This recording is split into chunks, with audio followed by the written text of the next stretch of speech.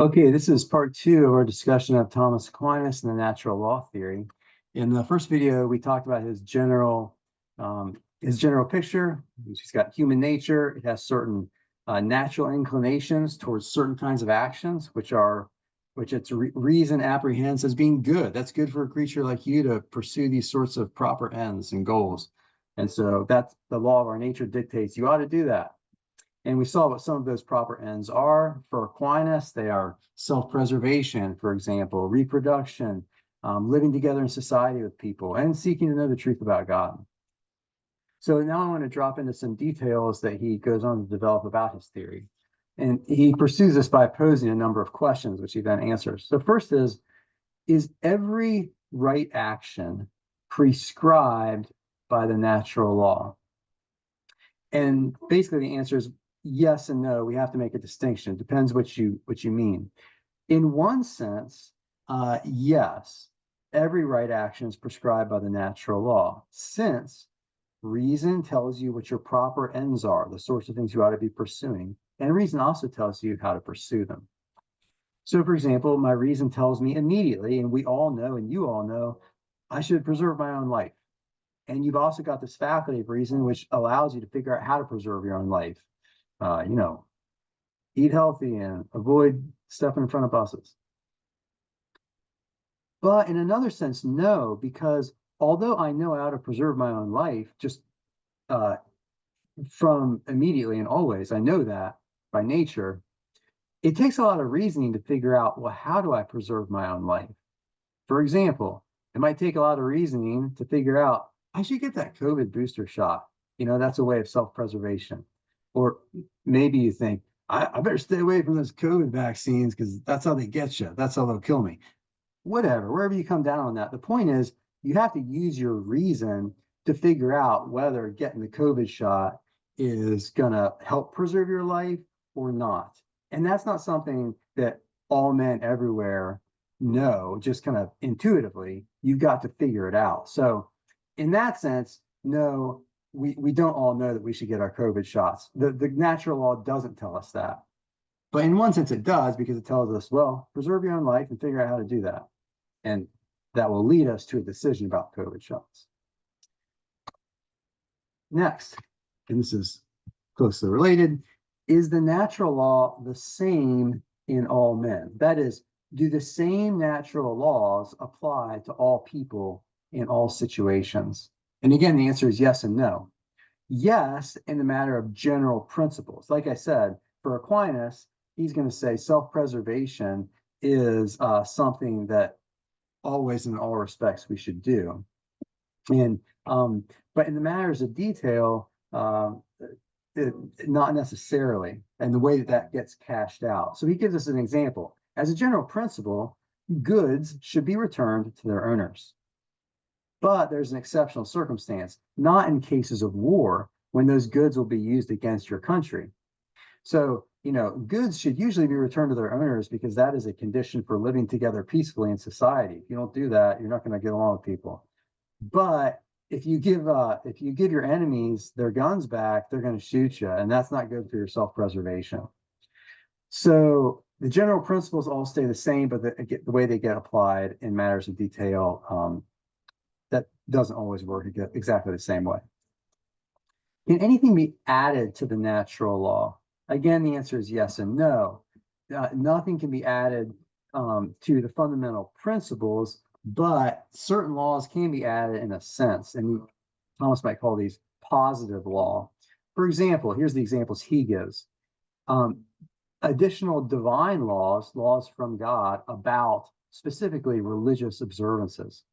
So, Aquinas believes in the Bible, and in the Bible, in the Christian scriptures, are in two parts. There's the Old Testament and the New Testament, and according to the Christian view of things, in the Old Testament, they got all these special ceremonies about sacrifices you're supposed to do in the tabernacle and in the temple, and then in the New Testament, those go away.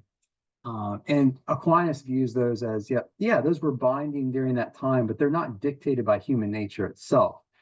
What human nature dictates is that maybe by certain long distant consequences. If you know that something is commanded by God, you should do it. So in that sense, it's dictated by natural law, by a distant implication, but it's not like human nature itself demands that you should always add this kind of incense when you're making this kind of sacrifice. That he doesn't believe that. And that's therefore irrevocable. It can be taken back. Furthermore, similarly, there are certain civil human laws, for example. So tax laws, traffic laws, is it dictated by human nature itself that we stop our vehicles underneath red lights? No, it's not. That's just a convention that we've come up with, but it helps us achieve a certain natural end, and that is living together in society, right? So yes, these sorts of things can be added, but they're not like, though these kinds of things aren't permanent or dictated by human nature. They're kind of applications, specifications that are changeable. Can anything be subtracted from the natural law? And hopefully you'll be able to predict this from what we just said. Nothing can be subtracted from the first principles of the natural law. Like you can't say, oh, guess what? That whole self-preservation thing, it's not a thing anymore. No, that doesn't work. But according to Aquinas, because you'd have to change human nature. But secondary principles, which are kind of specific applications of those general principles, detailed proximate conclusions drawn from the first principles, in those secondary principles, the natural law may be changed in rare cases. Again, this is like kinds of application could, under rare cases, change, not the ultimate principles. And then finally, can the natural law be blotted out of the human heart? Again, the same distinction. The general principles can't be blotted out. So you can never, convince people, or people can never be fully persuaded, perhaps, in their heart of hearts that say suicide is right, or that, murder is right.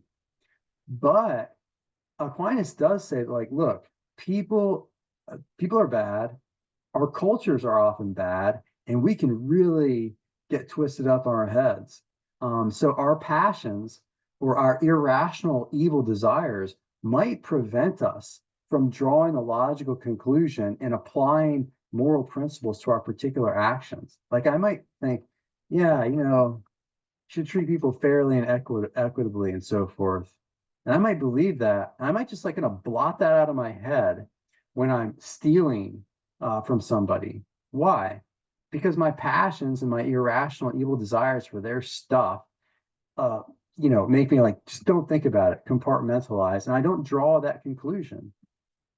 If I do that enough, I become corrupted in my mind and vicious in certain ways. And so certainly the secondary precepts of the natural law can be blotted out. So this specific ways of applying the natural law. So,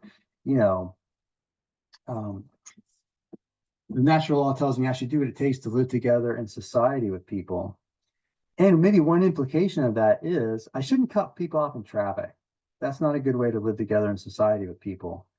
But as you may know, a lot of people have blotted that out of their hearts and they cut you off. And another thing they blotted out of their hearts in Greenville is that you can't just cross over double lines because you need to make a left-hand turn whenever you want or do a U-turn in the middle of the road. You can't do that. But many people have blotted that out of their hearts through evil persuasions, vicious customs, or corrupt habits. You know who you are. I'm looking at you. So those are Aquinas's distinctions about the general principles versus secondary principles of the natural law and how we know them, how they can change. All right, we've got one more video. We're going to raise some questions about Aquinas's natural law theory, but that is the conclusion of our exposition.